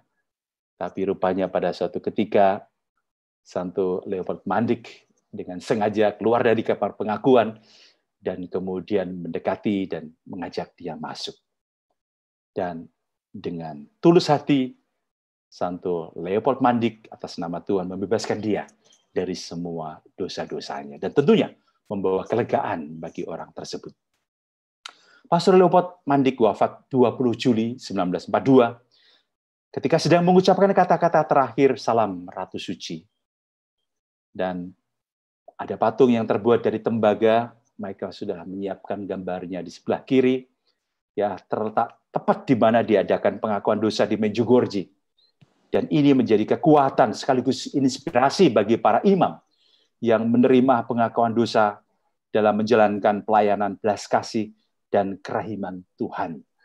Semoga para imam-imam kita pun juga dengan tulus hati melayani para umat yang ingin mohon sakramen pengakuan dosa.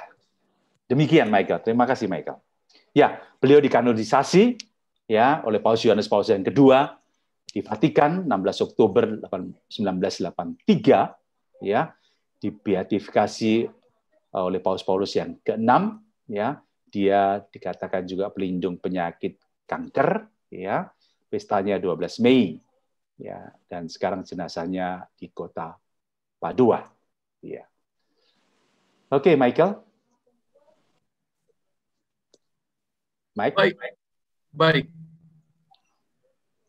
Oke, baik. Terima kasih Ari. Cerita bagus sekali ya. Tambahan tadi dari seorang santo yang mungkin kita jarang dengar, yaitu Santo Leopold Mandik yang juga jenazahnya, tempat ziarahnya ada di kota Padua.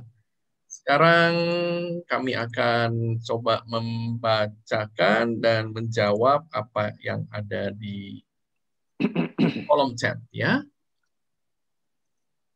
Oke, tadi ada pertanyaan. Oke, apa maksud basilika minor? Bagaimana dengan tubuh yang lain? Apakah hancur atau masih utuh? Ya, mungkin Ari, silakan boleh bantu jawab. Baik, mengenai basilika minor, Bapak Ibu, ya Vatikan sendiri mengeluarkan katakanlah satu dekret, boleh dikatakan demikian, ya, yang menyatakan basilika A dan B dan C itu basilika penting di luar kota Roma. Jadi ini adalah sebuah gradasi, ya. Seperti misalnya di Sagrada Familia di Barcelona itu juga disebut sebagai basilika minor, atau juga di Lavang, yang pernah ke Lavang di Vietnam itu juga disebut sebagai basilika minor, basilika penting, ya, yang diberikan oleh Vatikan secara resmi, ya, basilika yang di luar kota Roma. Jadi gradasinya lebih tinggi daripada gereja-gereja yang kita kenal. Ya. Kemudian bagaimana dengan tubuh yang lain, apakah hancur atau masih utuh? Ya, tadi jelas disampaikan oleh Michael, ada beberapa bagian yang masih utuh, diantaranya rahang pita suara, ada gigi, ya, dan yang menarik, mukjizat betul adalah lidah, ya. Tulang-tulangnya sebagian masih ada, daging-dagingnya sudah sebagian besar itu juga menjadi abu, ya. Sementara Santo Leopold Mandik masih utuh. Yang bagi saya sempurna itu Santa Bernadetta, karena memang itu memenuhi janji Bunda Maria sendiri bahwa aku tidak akan memberikan kebahagiaan kepadamu di dunia ini, tapi kelak di kemudian hari.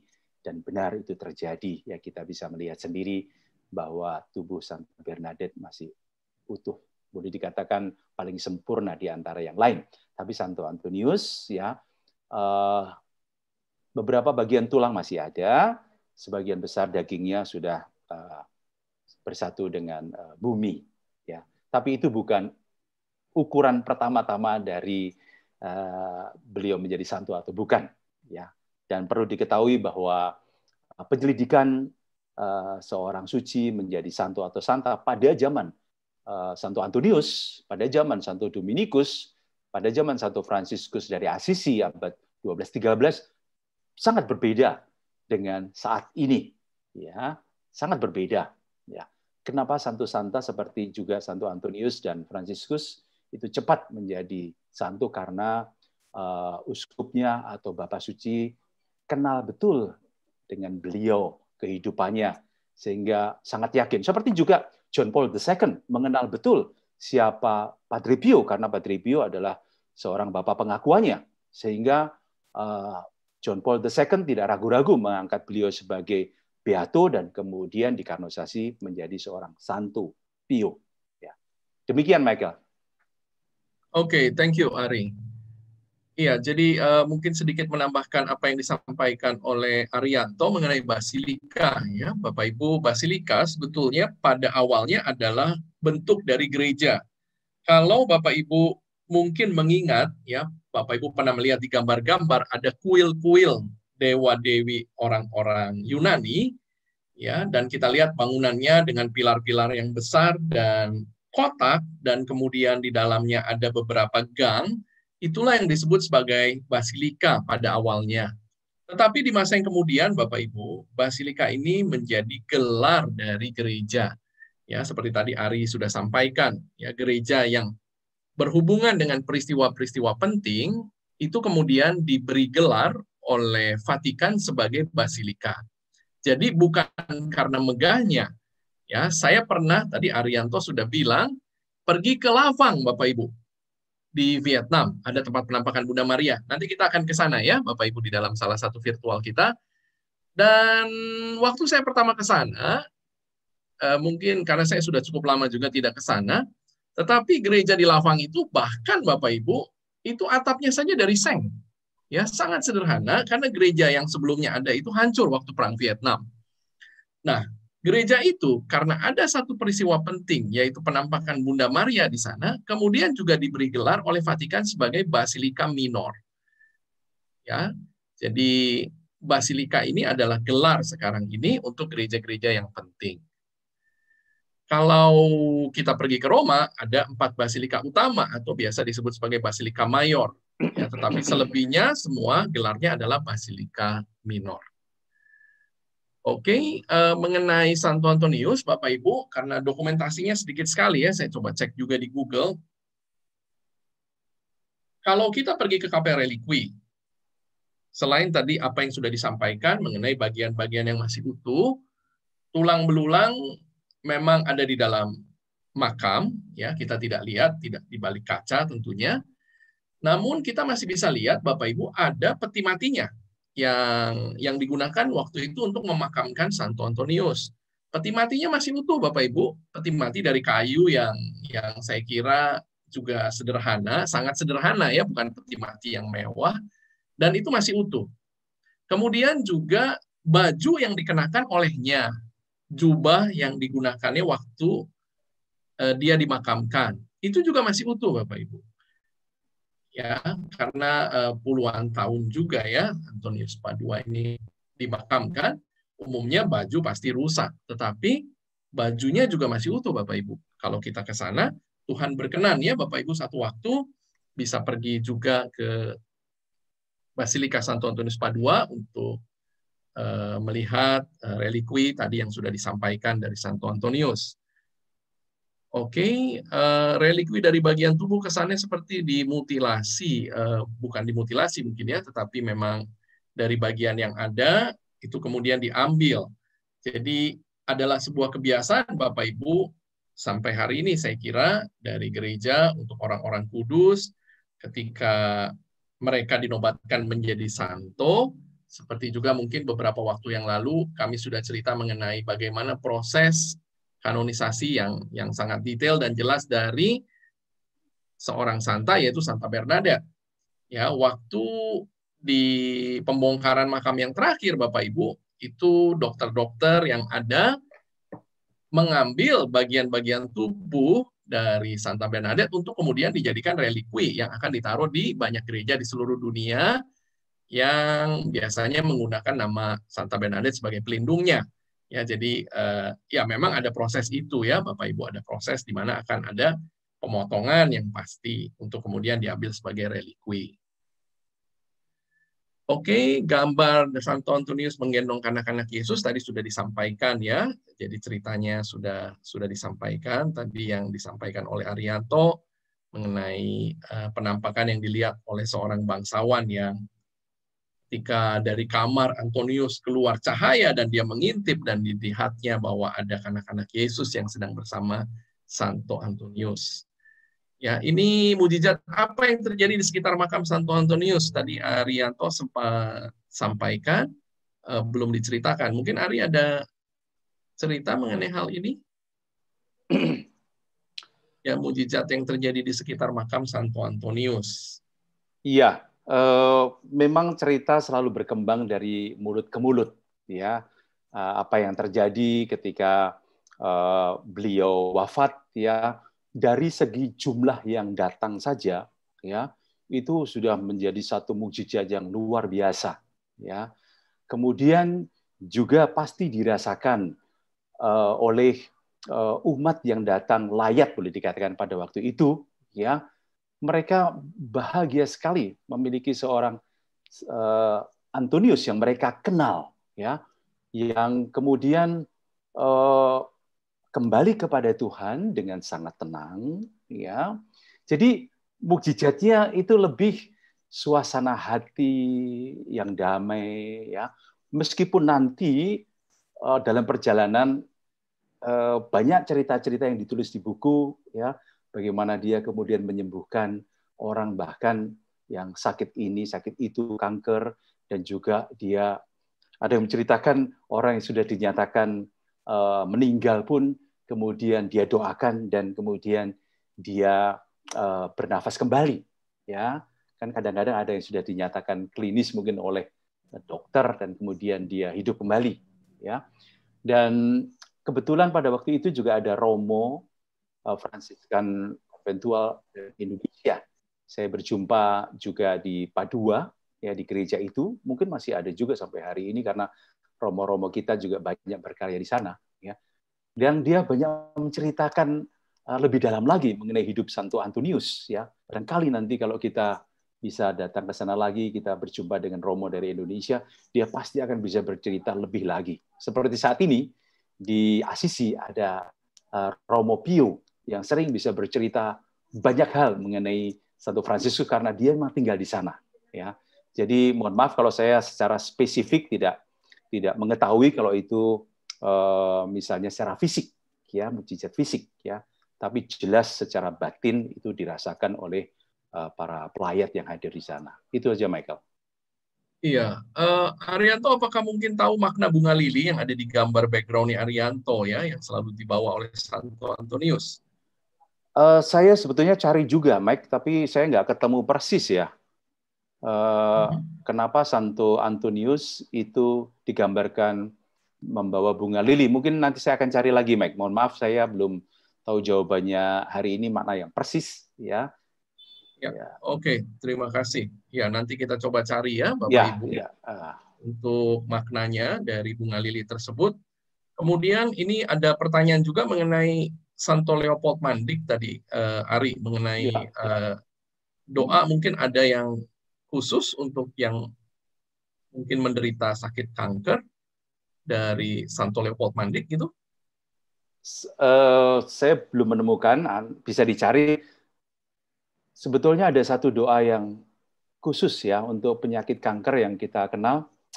Sebentar, namanya, tolong saya ingatkan, Michael. Saya ada bukunya sih, saya ada bukunya, ya, saya ada bukunya. Bapak Ibu, sebetulnya saya juga novena itu ketika saya menderita CA, saya juga ada CA.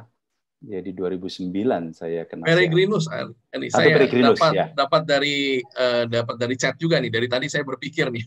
Ya, Santo Peregrinus.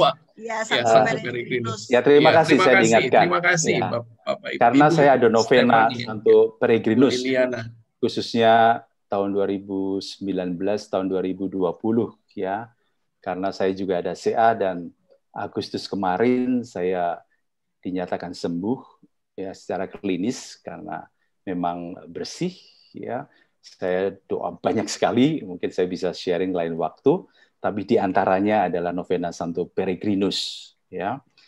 Dia istimewa memang, ya. Tentunya doa-doa yang lain juga dan usaha yang keras secara kedokteran, ya. Dan saya terima kasih bahwa hari ini masih bisa berada di hadapan Bapak Ibu meskipun secara daring, ya, virtual, tapi percayalah bahwa mukjizat masih ada, ya. Jadi saya doa banyak, tapi juga berusaha banyak, ya. Lain waktulah saya cerita mengenai CA yang saya dapat karena saya menerima 6 kali kemo dan 25 kali radiasi, ya. Dan sekarang saya kontrol, tadi siang saya juga ke dokter dan so far so good, ya, dan saya merasa sehat, ya. Ya. Itu Michael, sorry saya jadi. Amin, Arianto, amin, sehat selalu. Oke, ini Ibu Josephine ada chat, kalau tidak salah bunga lili melambangkan kesucian dan kemurnian. Ya, terima kasih, terima kasih. Ya, terima kasih, ya. Kesucian dan kemurnian. Terima kasih. Ya. Kemudian, kalau ziarah ke Padua berapa hari? Nah, ziarah ke Padua biasanya menjadi bagian dari ziarah kita juga ke Venesia, ya. Umumnya dalam kunjungan ke Venesia kita selalu mampir ke Padua karena lokasinya tadi tidak terlalu jauh, hanya sekitar 45 menit. Ya, jadi di dalam program-program kita yang ada kunjungan ke Venesia biasanya akan ada kunjungan ke Padua. Tetapi memang biasanya menjadi bagian dari satu perjalanan ziarah yang panjang, mulai dari Italia sampai ke Prancis ataupun sampai ke Portugal. Ya, nanti Bapak Ibu yang ingin mengetahui lebih jauh program-program kami bisa kontak dengan Dini ya. Dini di 0818 783 552. Oke.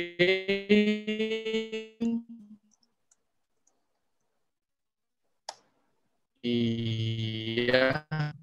Terima kasih. Yang lain, ya ini banyak lindungnya Santo Antonius. Caranya ada Pak Anton Supit juga. Pak Anton bersama dengan saya. Saya terakhir ke Padua, Bapak Ibu, di 2018 itu bersama Pak Anton.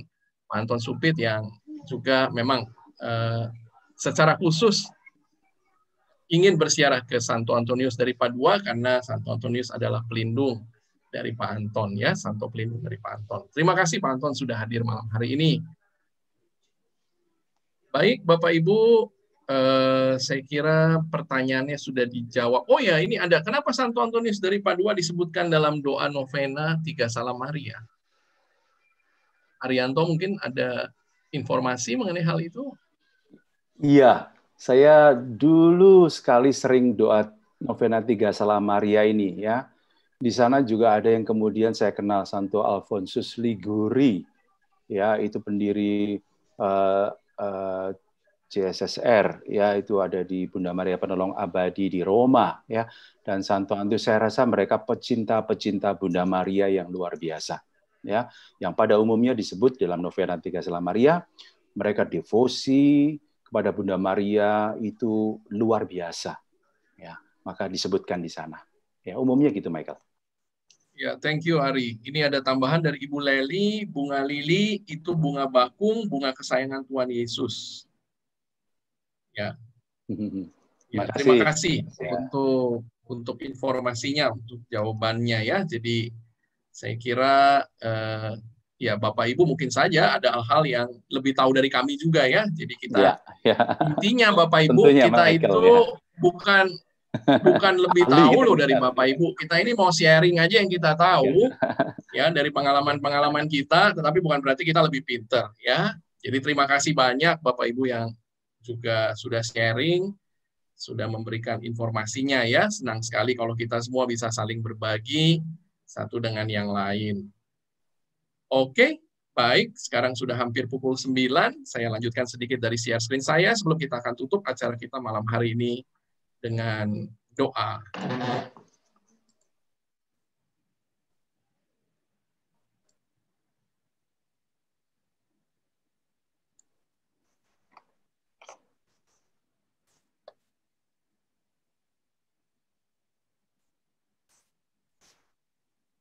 Oke, ya.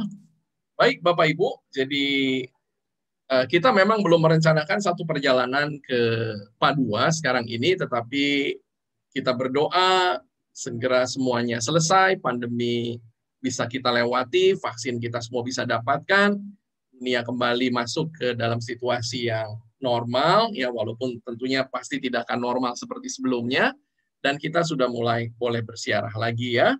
Kita mau mengucap syukur, terima kasih kepada Tuhan, luar biasa ya, apa yang kita alami selama 9 bulan terakhir, dan kita masih akan juga lalui sekarang ini. Kita berdoa supaya semuanya segera berlalu. Bapak Ibu, kita merencanakan satu perjalanan di bulan September untuk mengunjungi tempat-tempat ziarah Bunda Maria di Eropa. Ya, kita mau terima kasih juga berdoa lewat perantaran Bunda Maria. Sebuah perjalanan yang tidak terlalu panjang, hanya 11 hari, dan kita akan pergi ke Fatima, Bapak Ibu di Portugal, kemudian ke Loyola di Spanyol, kemudian juga ke Lourdes tentunya, tempat yang sangat-sangat indah. Kemudian kita akan juga mampir di Avignon, Bapak Ibu, tempat di mana kepausan pernah berada untuk beberapa waktu. Dan kita akan menutup ziarah kita di satu tempat ziarah Bunda Maria yang sangat indah, yaitu di La Salette. Ya, jadi di bulan September kita rencanakan ya Bapak Ibu perjalanan ini. Kita ketemu lagi Bapak Ibu nanti hari Selasa depan bersama kembali dengan Romo Yosef. Ya, jadi kita akan pergi ke Java, kemudian ke Kaisaria dan ke Gunung Karmel. Ya, kita akan bersiarah lagi secara virtual untuk ke tempat-tempat tersebut. Kita sudah mulai keluar dari kota Yerusalem. Tata tanggalnya Bapak Ibu Selasa 12 Januari 2021 jam 19.30. Jadi Bapak Ibu sementara sepertinya kita akan live di YouTube dari channel Pilgrim Loka ya. Jadi nanti kami akan update tentunya ya untuk acara-acara berikutnya. Minggu depan Bapak Ibu kita akan pergi ke tempat yang juga spesial. Kita akan pergi ke Santiago de Compostela ya. Dan kita akan melihat satu tempat yang menjadi tempat ziarah terpenting nomor 3 di dalam kekristenan sebetulnya setelah Yerusalem dan Roma. Jadi Bapak Ibu bayangkan ya, mungkin kita jarang sekali yang mendengar atau ingin pergi ke Santiago de Compostela di Spanyol, makam dari Santo Yakobus. Tetapi sebetulnya Santiago de Compostela adalah tempat ketiga yang terpenting di dalam kekristenan setelah Yerusalem dan Roma. Jadi Tuhan berkenan Bapak Ibu juga boleh merencanakan untuk pergi ke Santiago de Compostela. Ya, nanti minggu depan hari Rabu kita akan secara virtual ke sana. Catat tanggalnya juga Bapak Ibu 13 Januari di jam yang sama. Baik Bapak Ibu yang belum subscribe channel YouTube kita ya, jadi nanti tetap semua yang live di Pilgrim Loka saya akan upload juga di Stella Quarta Official ya. Jadi ini darurat saja sebetulnya karena kemarin tiba-tiba saya tidak bisa live di Stella Quarta Official sehubungan dengan salah satu video yang ada yang waktu itu kami diundang oleh teman-teman kami dari channel yang lain dan ada video yang rupanya ada copyright-nya dan kemudian ada masalah dengan itu ya. Jadi kami ini tidak buat materinya hanya sebagai tamu undangan, tetapi rupanya ada sedikit masalah di situ. Tidak apa-apa ya, kita tetap bisa bersama-sama lewat channel yang lain. Kita tetap bersyukur, berterima kasih kepada Tuhan, senantiasa bisa men-sharingkan apa yang kami miliki. Yang belum follow Stella Quarta Wisata, Facebooknya Bapak Ibu dan Instagramnya kami di stella.quarta. Ya. Kemudian mengingatkan lagi tidak bosan-bosan Bapak Ibu, ayo mulai lagi cetak foto ya, jangan semua simpan di digital karena digital itu sangat riskan bisa hilang dan wah sedih banget ya Bapak Ibu kalau sampai foto-foto kita hilang ya, kita nggak bisa dapatkan lagi momen itu. Dan ada baiknya saya menyarankan kalau Bapak Ibu mulai lagi mencetak sekarang ini ya, supaya kita bisa punya kenang-kenangan juga yang kita tinggalkan untuk anak cucu kita. Silakan bisa klik di photobook.id. Bagi Bapak Ibu yang ingin melihat souvenirs rohani, bisa klik di catholicsouvenirs.com dan akan diarahkan ke Tokopedia. Ya, banyak barang-barang rohani yang menarik di sana. Terima kasih Bapak Ibu untuk kehadirannya malam hari ini. Kita akan tutup acara kita malam hari ini dengan doa. Silakan Arianto. Michael, kita berterima kasih untuk teman-teman yang bergabung di YouTube. Ya. Ada banyak doa yang mereka harapkan. Kita akan berdoa juga untuk semua harapan terbaik yang mereka mau sampaikan kepada Tuhan melalui doa Santo Antonius. Ya, kita harus percaya adalah modal utama, modal awal, fondasi awal untuk doa-doa yang dikabulkan, tetapi bukan kehendak kita yang terjadi, melainkan kehendak Tuhan.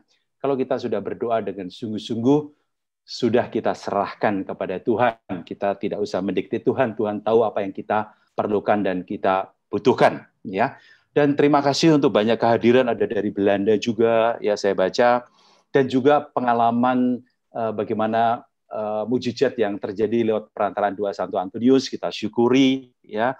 Dan ada teman-teman peziarah, ada teman dulu saya ngajar Ibu Mari juga setia mendengarkan, ya.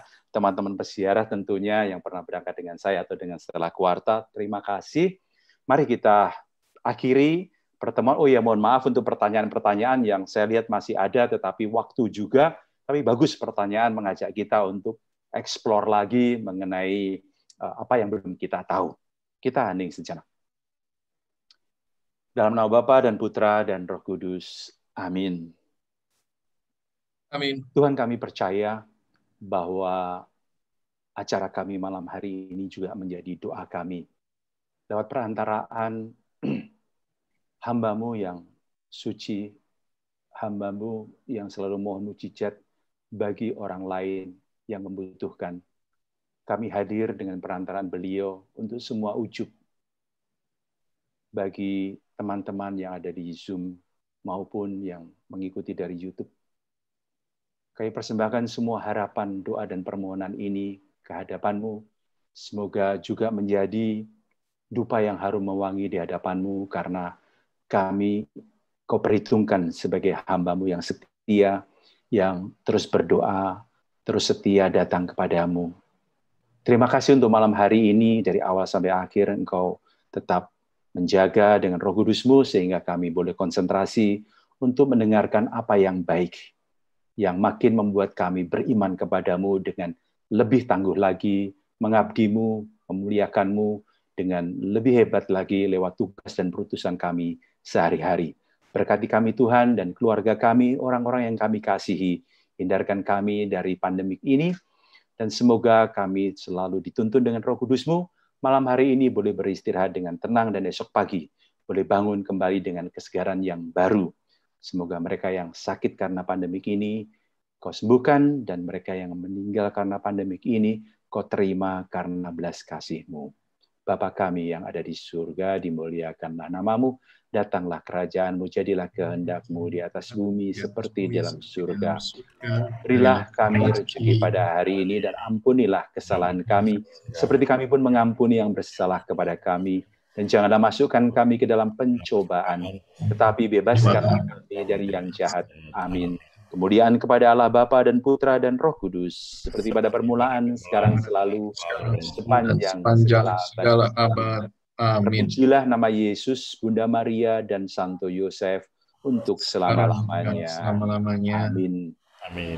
Bapa dan Putra dan Roh Kudus. Amin. Amin. Terima kasih para Romo, para Terima kasih. Terima kasih. Salam ya, Tuhan memberkati. Terima kasih semua teman-teman. Terima kasih semua Bapak Ibu. Terima kasih. Terima kasih semuanya. Selamat malam. Terima kasih. Sehat ya. Terima kasih. Amin. Amin. Sehat semuanya. Saling mendoakan. Saling mendoakan ya Pak Ari. Iya Ibu. Amin. Amin. Thank you. Ya, karena di buku novenanya Santo Peregrinus ada kesaksian Ibu Mari kan? Iya, betul. Yang dibuat Buder. Ya. Ya, salam ya Pak, buat Pak Arifin. Oh ya, itu buat. Terima kasih, Arifin juga mendengarkan Ibu. Ya, oke. Ya. Sampai jumpa ya Pak. Sampai jumpa. Sampai jumpa Bapak Ibu. Terima kasih Depannya cerita yang lain lagi. Amin. Terima kasih. Mari. Terima kasih Pak. Terima kasih. Ya, selamat Terima kasih malam. Suster. Selamat malam. Terima kasih Pak. Sampai minggu depan. Iya, terima kasih Bu Yosefin. Sama-sama. Terima kasih.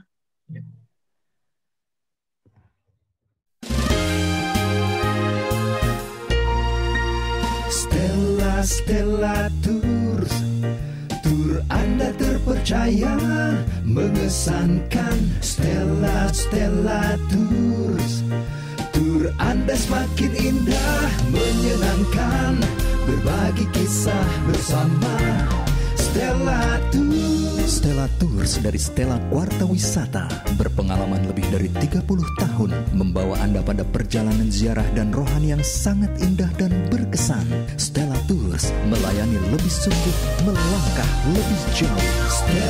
Stella Tours, tur Anda semakin indah, menyenangkan, berbagi kisah bersama. Stella Tours. Hubungi 021 8779 4878 atau www.stellatours.com.